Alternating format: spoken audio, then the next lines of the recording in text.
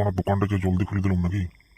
এখন একটা কাস্টমার আসে নাই, কেলা ডাক্তারটা ইঞ্জেকশন দিয়ে পালাইলো, কিন্তু কাস্টমার কোনো খবরই পাচ্ছি নাই তো। দুটো চিকেন কাটিছি, যদি কাস্টমার বেশি আসে তো বেশি কাটবো, নাহলে আর চিকেন আছে কাটবো না, তাড়াতাড়ি পালাবো। আর আজকে আমার একটু সেটিংকে আসতেই পারে, ও মাগে আমি সকাল সকাল একটু জানলা দিয়ে সানা দিয়ে এসেছি। ওগো সোনা, সোনা, সোনা লেওড়া, তোমার ডাকে আমি সাড়া দিয়েছি গো সোনা। একবার তাকাও এদিকে, তোমার পেছনে আছি গো সোনা। আরে গোদাবরী, বাহ বাহ বাহ গোদাবরী, তোমার বয়স হয়েছে কিন্তু তোমার গতর কমে নাই, বাহ। বয়স হতে পারে কিন্তু যতবার দেখি ততবার নান্টুই যেমন কিরকম একটা বিদ্যুৎ বয়ে যাচ্ছে আমার, বাহ গোদাবরী। শোনো গোদাবরী, আজকে তো তোমাকে দেখে আমি সামালতে পারছি না, তুমি কোলা ঝুলে যাও, আমার জন্য অ্যাড করো। তারপর আমি দোকানটা বন্ধ করে আর আসছি তোমার জন্য, যে দোকানদারি হবে না মনে হচ্ছে, দিনকাল আজকের দিনটা পুরো বেকার যাবে।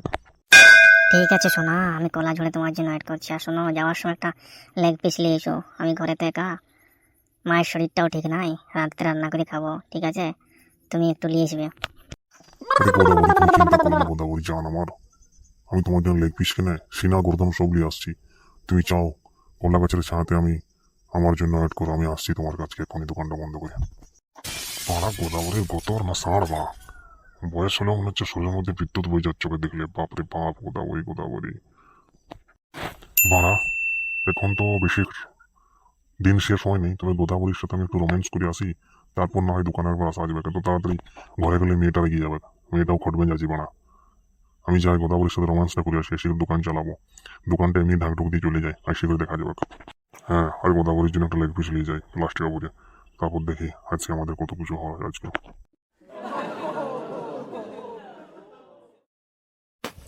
গুদের ভালো দাদা দেখলে মনে হচ্ছে রাগ করবে। আজকে বড়া বাড়ি মালিকেরই গান মারবো। দুটো চিকেন একদম ফ্রেশ কাটা পড়ে আছে। গুদ মানে ভাই মনে হচ্ছে হাইক দিয়ে গেল। এই ফাঁকা আমি একটু চুরি করে লাই, চুরি করে রান্না করে ভালো দাদাকে চাকনার সাথে খাওয়াই দেবো, কিছু বুঝতে লাগবে। কানো দাদা কাছে আচ্ছাটি করে কষা কষা ফ্রাই করে খাওয়াবো, সালা কানো দাদা আজ পুরো খুশি হয়ে যাবে, খুশিতে নাচে।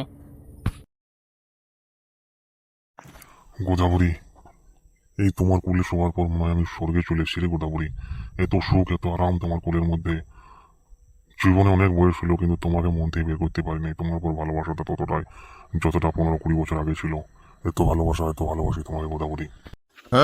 জান, তোমাকে আর কি বলবো, তুমি যদি ওই সময় একবার আমার বাপের সাথে জোর করে বলতে যে আমি তোমার মেয়েকে বিয়ে করবো, তবে আজকে আমাকে বিনা বিয়ে করে থাকতে হতো না। আর আজকে তোমাকে তোমার বাবা মায়ের কথায় বিয়ে করলে, তারপর তোমার বউ মারা গেলে একটা মেয়ে রেখে, তোমার কপালেও ছিল শেষ সুখটা না পাওয়া, আমার কপালে ছিল না এর স্বামীর সুখ পাওয়া। দুজনে কি কন্ডিশন! তাই ভগবান আমাদের আরও একসঙ্গে যুক্ত করলো, দুজনকার ভালোবাসা একসঙ্গে। কিন্তু সময় পেরিয়ে গেছে, কিন্তু তাও ভালোবাসা আমাদের কমে নাই। কিন্তু গোদাবরী, এখনো তো আমরা এক হওয়ার সুযোগ আছে, এখন তো আমাদের কেউ কোনো বাধা দেয় নাই, আমাদের কোনো বাধাও নেই।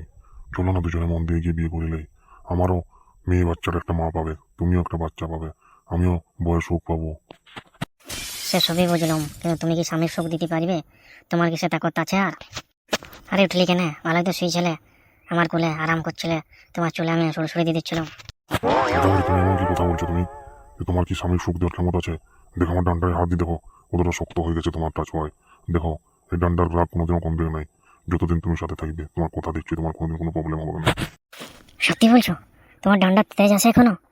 ঠিক আছে ঠিক আছে, কদিন আমরা আরো ভালোবাসাটাকে জাগাই, দুজন দুজনকে ভালো করে বুঝি, তারপর না আমার মন্দিরে তোমার বিয়েটা করে নেবো পণ্ডিত দিকে, ঠিক আছে? তুমি টেনশন লিও না। চলো চলো, আজকে এতটাই, কালকে আবার আসা হবে এই সময়। ঠিক আছে গোদাবরী, আমি রোজ আসবো তোমার জন্য, তোমারও সহায়, তোমার ভালোবাসায়।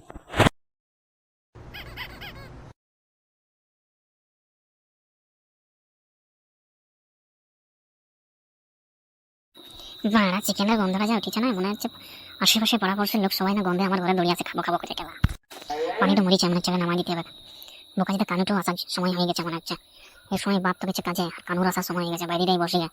দেখি কানু কাজকে আবার কিলিয়ে আসছে, ওর শালাকে যা চুতিয়া বানাবো না। শিলা, ওই শিলা, তুমি ঘরে আছো? আমি রকেট, একবার বাইরের দিকে আসবে, কথা আছে।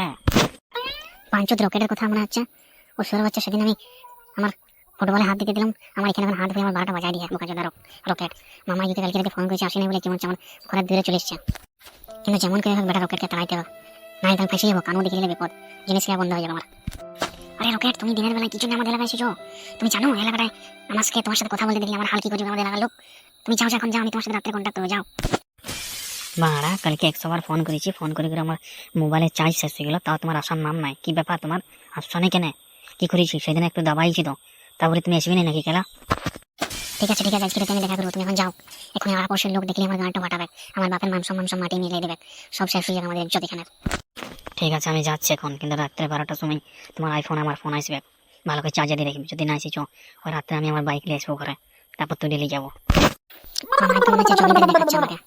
বোকা চোদাকে দাঁড়া, কানুকে একটু ভালো করে ফোটাইতে আমার ঘরে গরম করতে হবে, ঠিক হবে শালা।